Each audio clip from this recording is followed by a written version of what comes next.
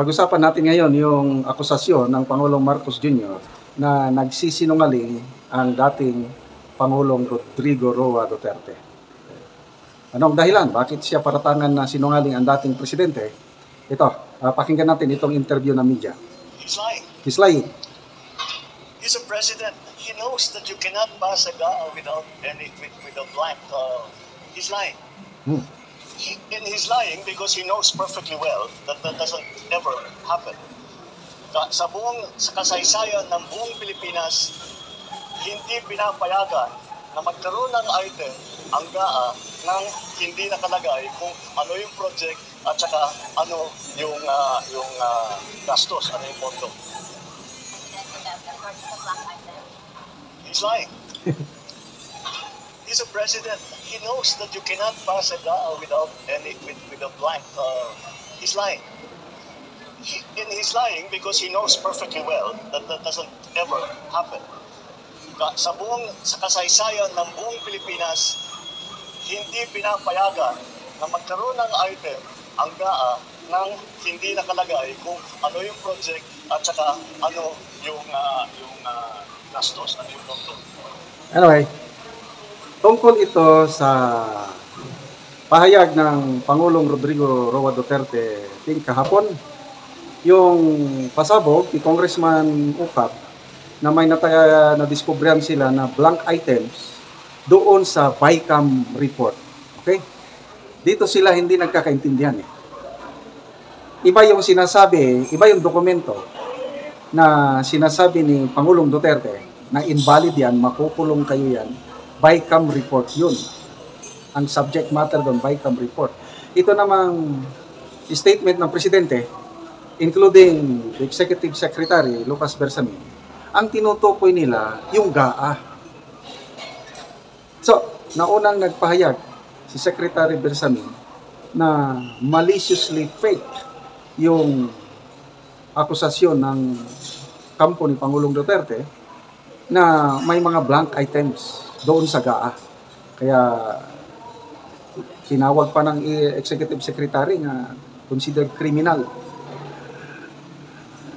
So, ang hamon ng Executive Secretary na tignan yung GAA sa webpage ng Department of Budget and Management. At nandun, makikita na walang blank items. Ito ngayon ang ipinapaliwanag ng Pangulo na nagsisinungaling si Pangulong Duterte.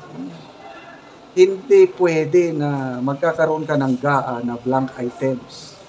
Okay, tama si Executive Secretary Bersamin, tama ang Pangulo na wala talagang blank items sa GAA. Ang problema, hindi nila narinig o hindi nila alam yung background. Bakit nakapagbitiw ng salita si PRRD na may blank items? Ito, ang lesson learned dito is huwag po tayong magsalita kung hindi nakukuha yung eksaktong detalye o eksaktong background ng pangyayari. In this case, hindi alam ng PCO, hindi alam ng Executive Secretary, inonforman nila ang Presidente. O ang Presidente nagsalita na he is lying.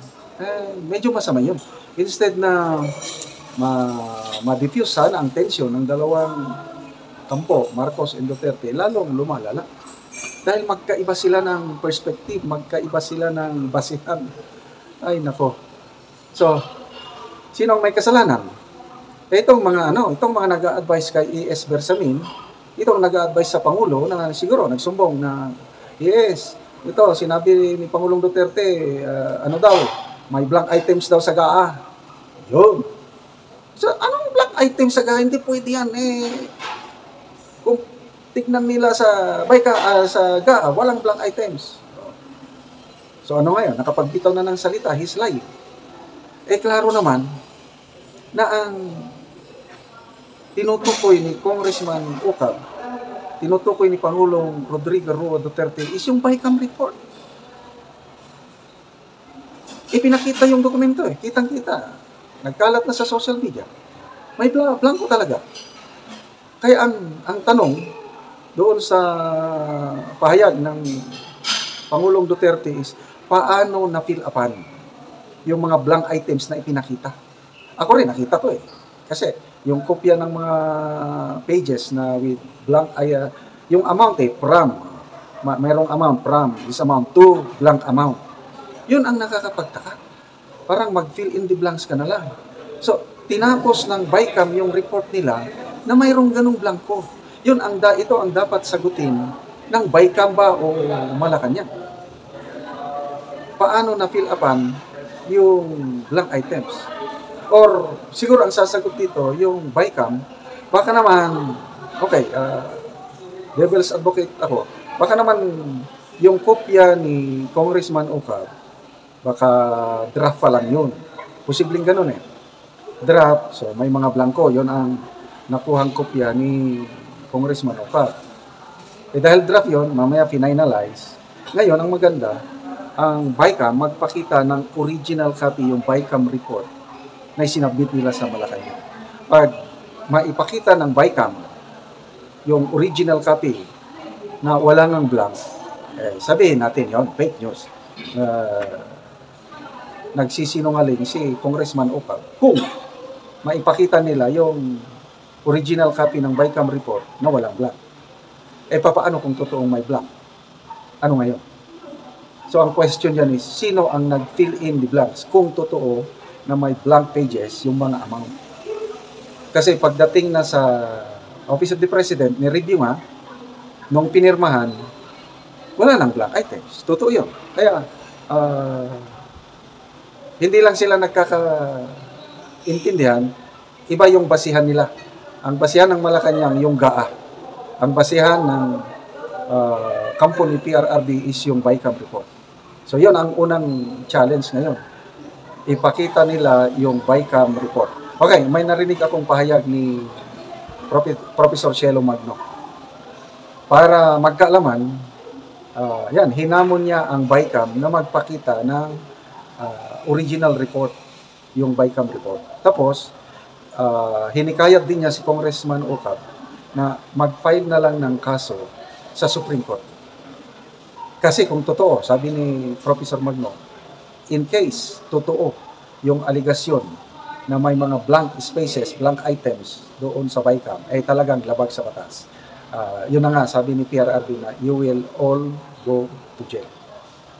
So sana, ito ng pinaka-fortune time, pinaka-the best, para ma-resolve ang issue.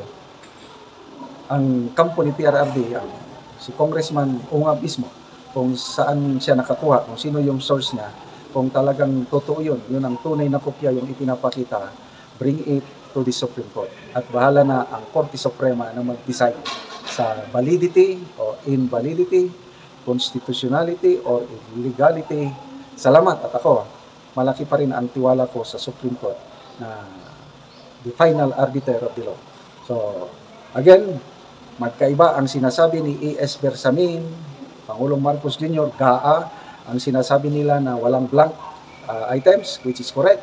Ang sinasabi ng kampo ni Pangulong Duterte, yung BICAM report, na merong ng, based sa pinakitang dokumento, merong blank spaces. Kaya, it's up for the BICAM now to show the original documents.